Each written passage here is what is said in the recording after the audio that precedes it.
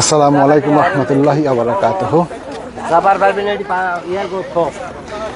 এটি হচ্ছে আরাফার ময়দানের জাবাল রহমত, যেই পাহাড়ের চূড়ায় উঠে রাসূল আকরাম সাল্লাল্লাহু আলাইহি সাল্লাম বিদায় হজের ভাষণ দিয়েছিলেন 1.5 লাখ সাহাবায়ে কেরামের সম্মুখে।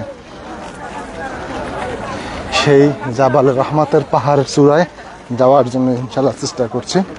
এখানে সমতল পাহাড় রাস্তা করে দেওয়া হয়েছে, 70 ফিট উপরে রয়েছে জাবাল রহমত। এখানে আরাফার ময়দান, যেখানে কিয়ামত কায়েম করা হবে শেষ বিচারের দিন। সেই শেষ বিচারের কার্যালয় হবে এখানে আরাফার ময়দানে। এখানে অনেক মুসল্লিরা, দর্শনার্থীরা পরিদর্শনের জন্য ওখানে উঠেছে, দেখার জন্য উঠেছে। জাবাল রহমতে দোয়া কবুল হওয়ার একটি স্থান, আলহামদুলিল্লাহ।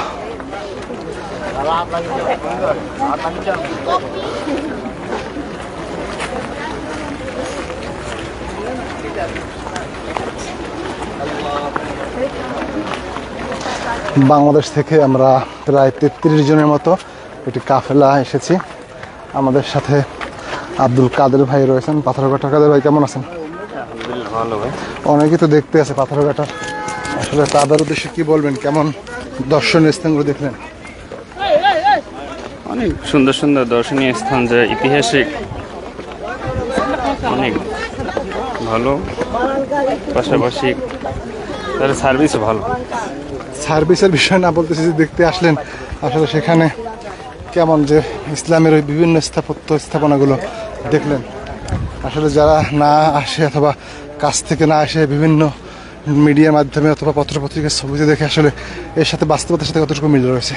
না, বাস্তবতার সাথে তো ছবিতে কিংবা ভিডিওতে দেখিয়ে মিল পাইবে না। তো বাস্তবতা এক জিনিস, ভিডিও ভিন্ন জিনিস।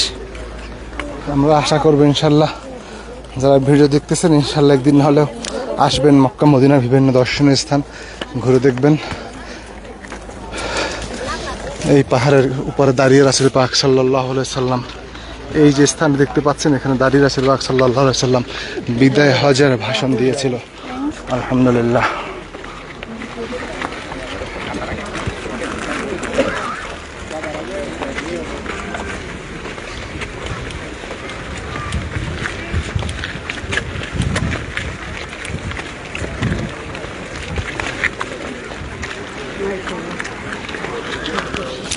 হাজার হাজার মানুষ উপরের দিকে উঠছেন। সরকারের পক্ষ থেকে খুব সুন্দরভাবে এই রাস্তা তৈরি করে দেওয়া হয়েছে, যা আগে আসলে এতটা মসৃণ ছিল না।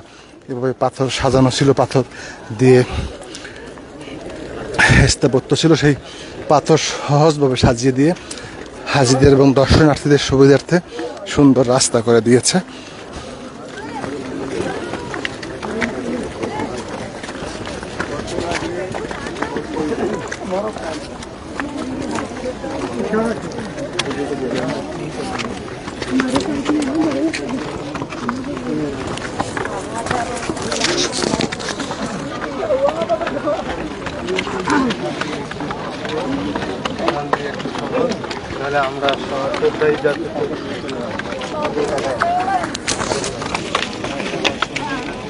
এই পাহাড়ের উপরে উঠে রাসূল পাক সাল্লাল্লাহু আলাইহি সাল্লাম বিদায়ী ভাষণ দিয়েছিলেন, যে বিদায়ী ভাষণকে কেন্দ্র করে বিশ্বের সকল মুসলমানগণ রাসূল পাক সাল্লাল্লাহু আলাইহি সাল্লামের দেয়া সেই দিক নির্দেশনা অনুযায়ী জীবনযাপন করে।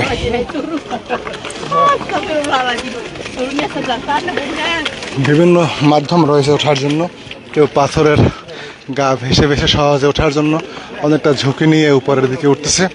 যেহেতু আমরা আসলে এতটা ঝুঁকি না নিয়ে সহজ পথে যেভাবে হাজিরা উঠেন, একটু সিরিয়াল রয়েছে, জাম রয়েছে, তার মধ্য থেকেও উঠতে চেষ্টা করব।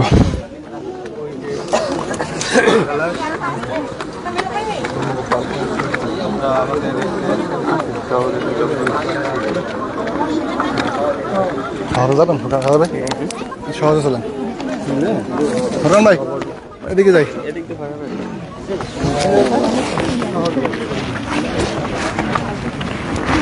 আমরা চাইছিলাম সহজে না গিয়ে শর্টকাট ব্যবহার করব না, তারপরে পাহাড়ের আঁকা বাঁকা পথ, এলোমেলো পথ ব্যবহার করে উঠবো একটু সহজের জন্য, কারণ ওখানে অনেক ভিড় রয়েছে। সে কারণে এখান থেকে দেখতেছেন কীভাবে পাথরের গা বেয়ে বেয়ে বৃদ্ধ মা বোনেরা উপরে উঠতেছেন।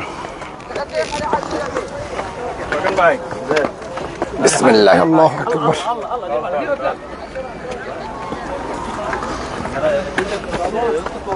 আলহামদুলিল্লাহ, আল্লাহু আকবার।